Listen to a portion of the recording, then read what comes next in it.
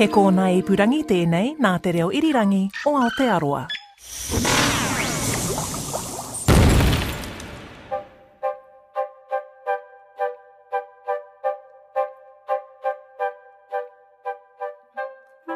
Kia ora and welcome to Elemental from RNZ. I'm Alison Ballance. And I'm Allan Blackman from the Auckland University of Technology.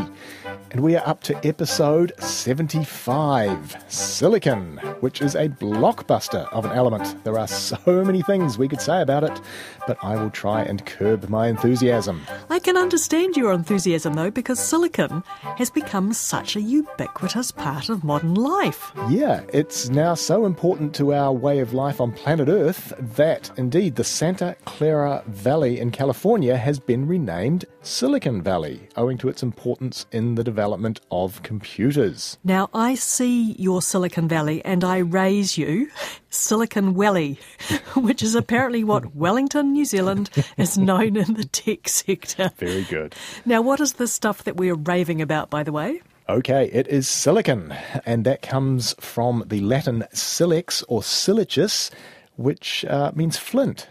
It's a slightly unexpected name for it, but Sir Humphrey Davy suggested silicium as the name back in 1808 because he thought it was a metal.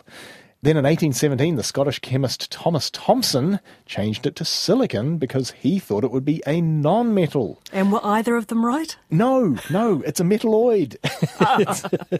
It lies halfway in between, which is why it gets its properties that are so important in computing. So, vital statistics. Silicon, the chemical symbol Si, the atomic number 14. That puts it, in fact, in group 14, below carbon.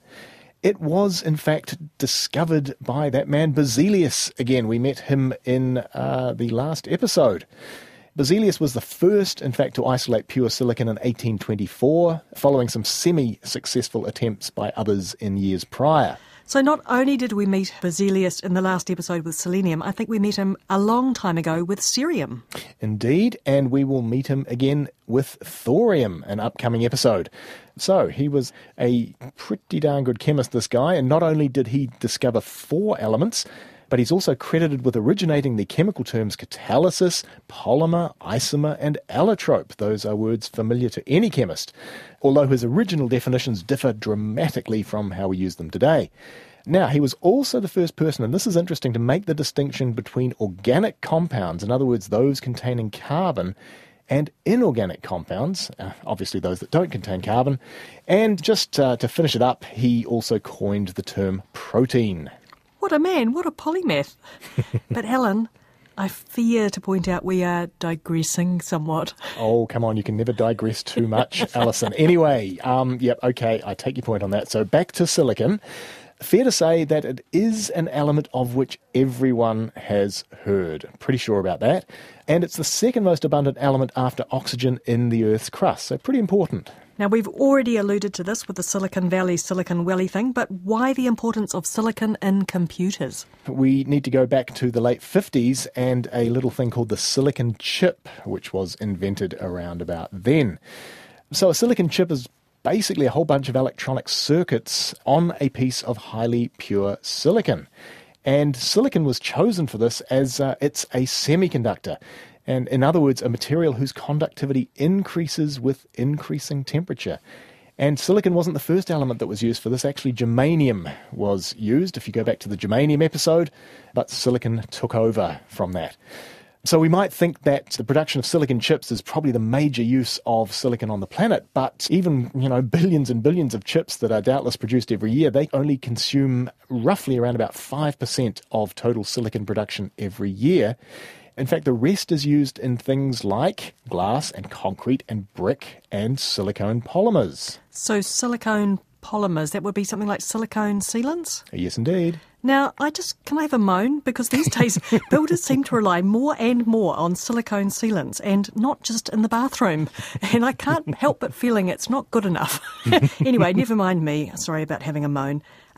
Before we get hold of it for building and for computers and things, how does silicon occur in nature?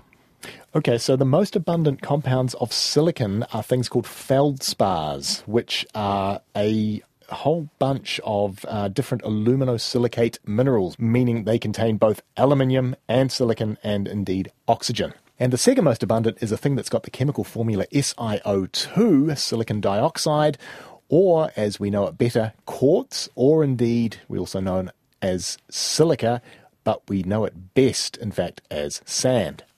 Now, both of these are used as raw materials for the production of glass and ceramics, which, if I may digress again, Alison, leads to kind of an interesting question, and one that's been asked quite a bit, actually. Is glass a solid or a liquid? Well, I've debated that, and I'm not sure that we've ever resolved it.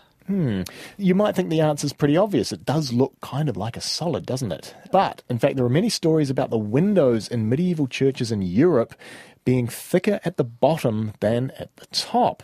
And so the explanation for this, very possibly, is that the glass must have in fact flowed under the effect of gravity. So, is this true? Is this not? In fact, it's not true. So the windows, in fact, back in medieval times, are pretty hard to make.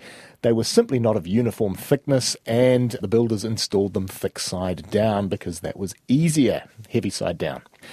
So, what is glass? Glass is what we would call, in fact, an amorphous solid. And that's a solid that has got no long-range order of its constituent atoms. So a fairly sort of random arrangement of all of the silicon atoms, all of the oxygen atoms, very, very randomly arranged. However, if we go to quartz, and that's the complete opposite, that is a completely ordered substance. And every silicon atom is tetrahedrally surrounded by 4 oxygen atoms in an infinite three-dimensional arrangement. So this regular arrangement does in fact give you absolutely stunning crystals. You've probably all seen quartz crystals in things like crystal galleries and stuff like that. Jewellery, for example, amethyst is a form of quartz, and that contains a smidge of iron, which gives it the colour. So if you look on the internet, you'll see these massive ones in caves in Mexico, which are metres long. Absolutely incredible things. Yeah, while we're talking about crystals, folks, just a quick one here. Don't believe all that stuff on the internet about crystals having healing powers. They just don't. If they don't have any healing powers, do quartz crystals have any useful uses then, or are they just pretty to look at? Oh, they're very pretty to look at, but in fact, they do have a very interesting property. Quartz crystals are what we call piezoelectric. And in other words, if you apply a mechanical force to crystals of quartz, they actually develop an electrical potential. And so this is why we have things like quartz clocks and quartz crystal microbalancers, which are extremely accurate, and they can weigh down, in fact, to nanograms.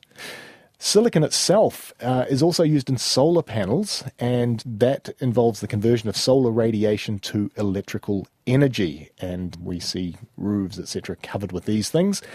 However, they're not particularly efficient. They have a maximum efficiency for this conversion of somewhere between 10 and 20%, and it appears that there will be more efficient materials developed for this process over coming years. It's a very, very important process. Is there anything that we should know about silicon biologically? Yeah, silicon doesn't really have a great rap when it comes to health, unfortunately. So the lung disease silicosis comes from inhaling finely divided silica, and that is sadly often found in miners and stone cutters, etc., etc.